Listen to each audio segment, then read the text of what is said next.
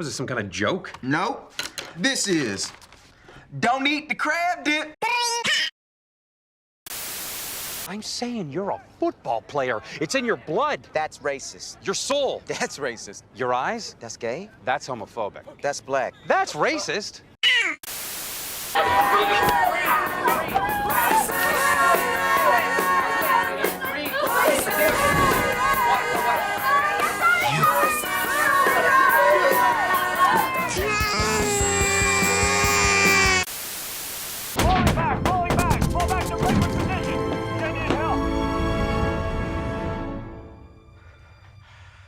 I had a dream it would end this way.